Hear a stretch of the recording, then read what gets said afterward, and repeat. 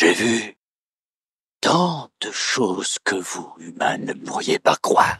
Bienvenue dans Sauce Fiction, le podcast dans lequel la science-fiction se dévore à toutes les sauces.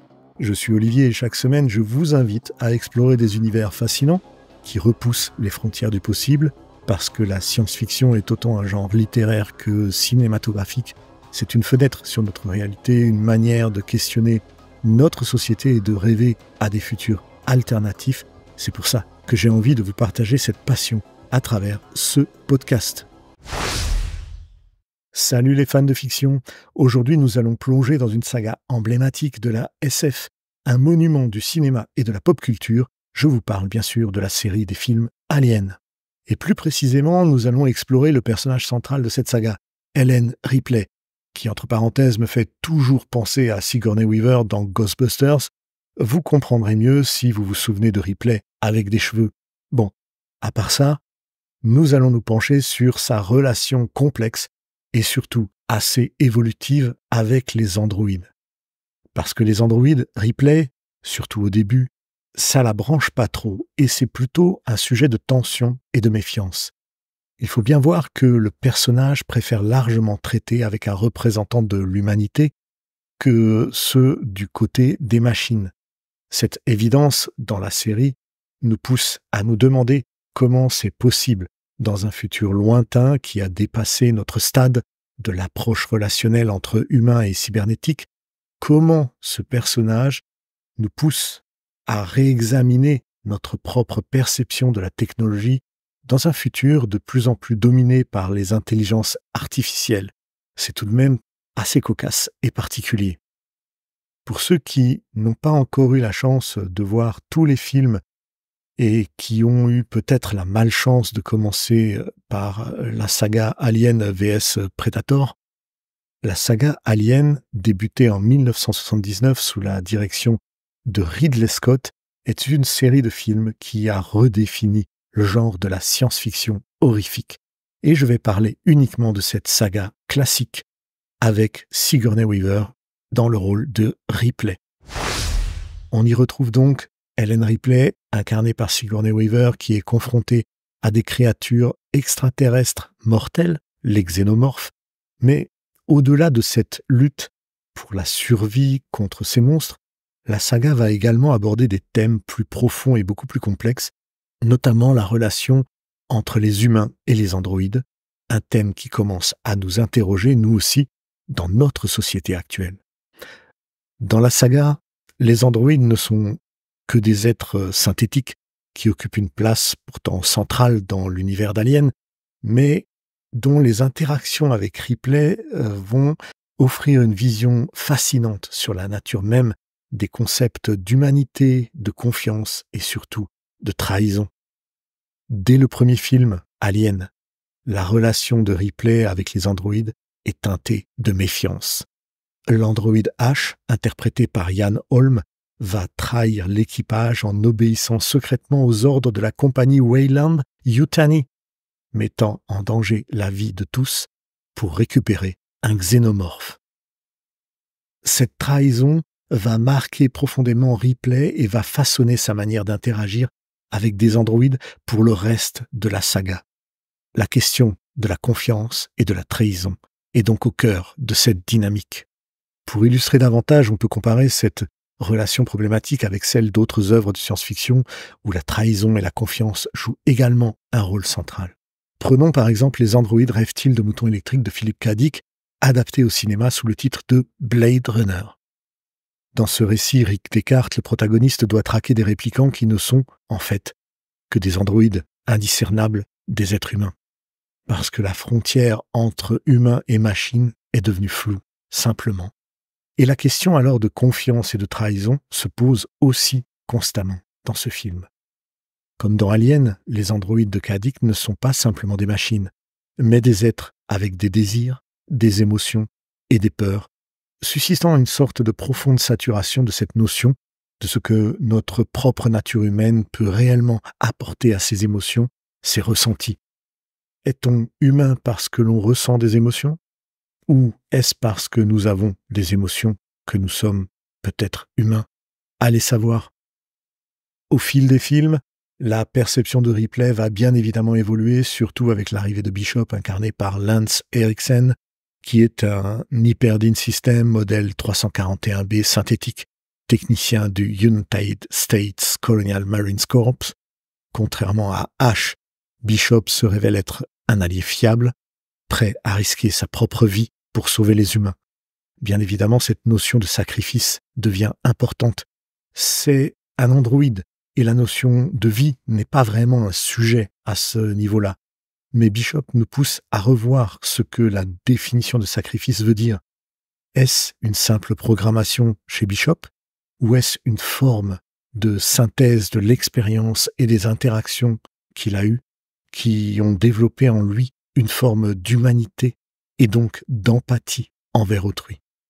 Finalement, est-ce la chair et le sang qui fait de nous ce que nous sommes, ou est-ce la capacité à faire des choix moraux et éthiques de façon indépendante qui nous rend éligibles à cette définition? Un parallèle intéressant avec Neuromancer de William Gibson est à faire, parce que là aussi il y a une intelligence artificielle, Wintermute, qui cherche à se transcender et à dépasser ses limites, les limites qui lui ont été programmées pour devenir une entité plus consciente. Dans ce roman, comme dans Alien, les frontières entre l'humain et la machine vont être la base de l'exploration, autrement qu'à travers les vilains petits aliens qui n'ont qu'une envie, venir nous coloniser et nous exploser le bide. Non, l'intérêt de cette saga est directement lié à ce point précis qui est qu'en mettant en lumière la capacité des machines à développer une forme de conscience et d'éthique personnelle, elles viennent directement se positionner en compétition avec l'humain de base qui, lui, a hérité cette particularité par la transmission de l'ADN. Mais finalement, l'ADN n'est-il pas une forme de programmation? Ne sommes-nous pas une sorte d'entité cybernétique, mais composée uniquement par des cellules organiques? Ripley, en tant que personnage, est constamment confronté à des choix impossibles, souvent liés à la survie, mais aussi à cette notion de sacrifice. C'est presque surréaliste de voir ce personnage se mettre en permanence en danger sans chercher réellement à se mettre en retrait. En même temps, le film risquerait d'être plutôt ennuyeux si Ripley, dès le début du film, prendrait une capsule de sauvetage et abandonnerait tout le monde en criant « Hasta la vista, baby ». Les androïdes, étant souvent programmés pour obéir et protéger, vont forcément être un miroir du dilemme humain qui est de se demander si notre libre arbitre est une qualité qui nous met forcément au-dessus de toute valeur programmée dans une vie artificielle, qu'elle soit un Terminator ou un synthétique comme Bishop. On peut retrouver ce positionnement également dans Hyperion de Dan Simmons ou les Cybrides de John Keats, c'est une forme très avancée d'androïde. Eh bien, ils vont être confrontés à des questions de survie et de sacrifice dans un contexte de guerre intergalactique, rien que ça. Le cybride, à l'instar des androïdes dans Alien, se trouve pris entre ses programmations initiales, mais aussi ses aspirations personnelles émergentes. Cette dualité nous offre alors une perspective profonde sur ce que pourrait être l'évolution de ces intelligences artificielles, mettant en lumière la lutte interne entre la conformité aux directives prédéfinies et le désir de libre arbitre et d'individualité. Ce conflit interne va enrichir à la fois notre compréhension des crispations que pourrait amener cette autonomie de pensée, mais aussi les limites de contrôle technologique qui sont en fait le fondement même de la destinée d'une machine. Il faut nous demander quand est-ce que nous atteindrons une forme de mimétisme émotionnel avec les machines? Parce qu'une conscience, qu'elle soit contrôlée ou libre, reste une conscience. Vous ne croyez pas? La destinée des IA et des androïdes dans le futur pourrait alors se manifester sous diverses formes. Ils pourraient devenir des collaborateurs avancés qui seraient intégrés dans nos vies quotidiennes, améliorant des secteurs comme la médecine et l'éducation, sans que nous soyons vraiment conscients de leur nature. Parce qu'à mesure qu'ils développent une conscience, ils développent alors une autonomie un peu plus accrue. Ils pourraient peut-être un jour prétendre à obtenir des droits légaux similaires aux humains, et donc devenir notre égal. Certains envisagent même l'évolution vers de nouvelles formes de vie, fusionnant organique et technologique, créant ainsi une troisième direction dans l'axe de l'évolution. Il y aurait les 100% organiques, l'androïde 100% synthétique et le cyborg ou l'humain augmenté, partiellement les deux. Ces entités non humaines pourraient aussi jouer des rôles de contrôle, de gestion, de surveillance ou de régulation, nécessitant de coexister harmonieusement et, avec ceux qui seraient perçus finalement comme des natifs humains. Il y aurait forcément des conflits et une forme de résistance qui se créerait, qui émergerait de tout ça et qui provoquerait à terme des clivages qui engendreront de la réglementation et un classement d'intégration de ces technologies. Oui, ça se passerait un petit peu comme dans notre propre histoire, parce que ça me fait quand même penser à ce que nous vivons dans notre paysage social déjà aujourd'hui depuis des siècles, avec les pauvres et les riches, les noirs et les blancs, les petits et les grands. Bref, vous avez compris le principe.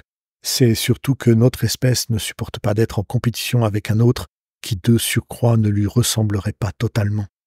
C'est bien pour ça que les humains n'arriveront jamais à une forme de paix universelle, parce que notre espèce a tendance à créer des divisions et des hiérarchies basées sur des différences telles que la richesse, la race et bien d'autres choses.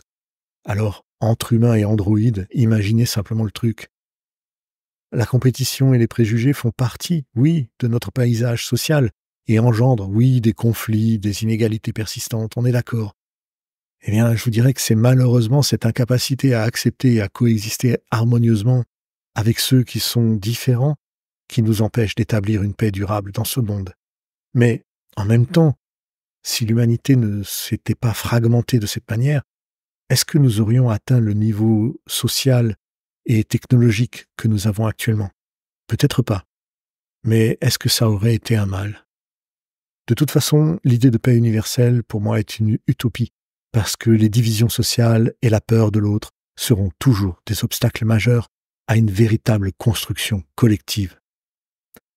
Dans le premier film, Ash, le scientifique androïde dont la nature, la véritable nature même, est révélée assez tardivement, avec sa trahison, il va choquer l'équipage et il va laisser une marque assez indélébile dans le mental de Ripley.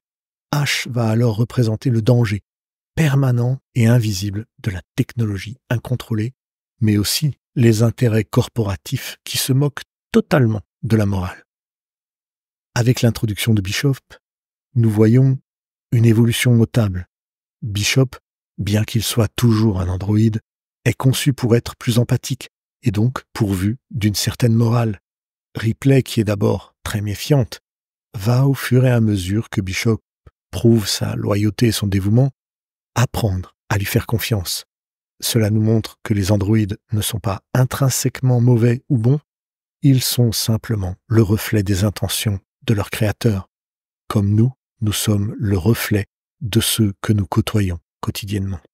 En 1992, dans Alien 3, Bishop réapparaît, mais cette fois-ci sous une forme endommagée, puisqu'il a été jeté aux ordures et récupéré pour être brièvement reconnecté.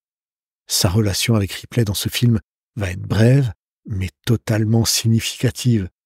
Il va lui demander de le désactiver définitivement.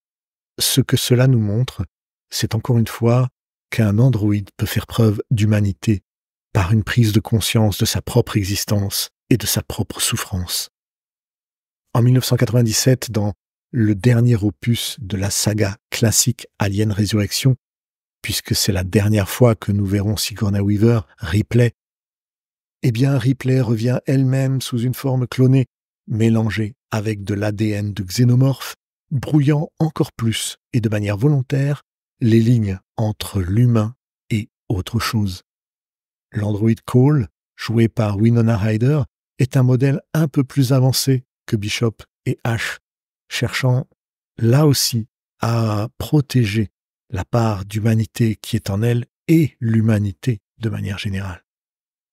La relation qui va se nouer entre Ripley et Cole est presque immédiatement symbiotique, nous montrant une évolution dans le schéma de pensée de Ripley, mais aussi un contrat de confiance qui s'est instauré entre l'humanité et la machine pour un but commun.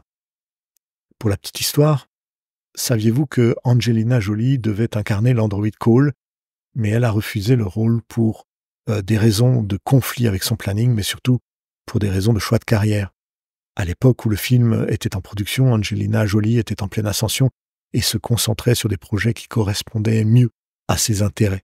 En plus, elle n'était pas vraiment attirée par la SF, et donc le rôle en particulier de Cole ne l'intéressait pas vraiment, préférant se concentrer sur des personnages qui lui permettraient de montrer une gamme plus large de ses talents d'actrice. Elle a préféré intégrer le casting de George Wallace en 1997, qui est un film biographique qui retrace la vie du gouverneur de l'Alabama, George Wallace, interprété par Gary Sinise.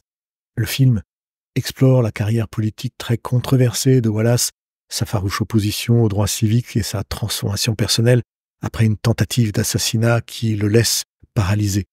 On pourrait, dans un premier constat, se dire que George Wallace et Alien Resurrection semblent très différents à première vue.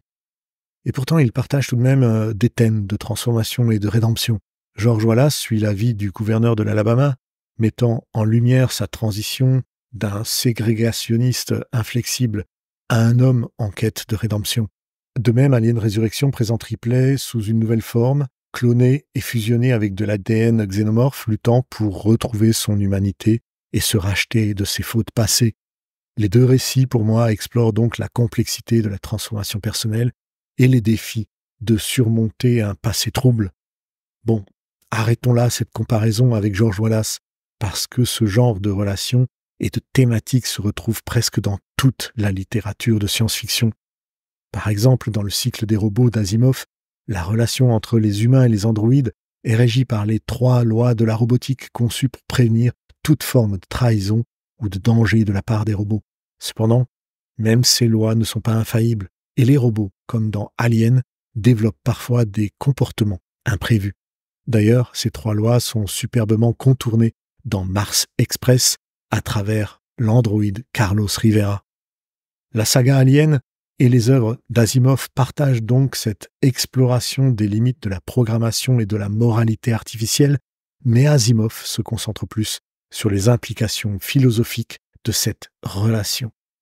Dans la trilogie des Remparts du Sud, le thème de l'altérité et de la transformation y sont plutôt centraux.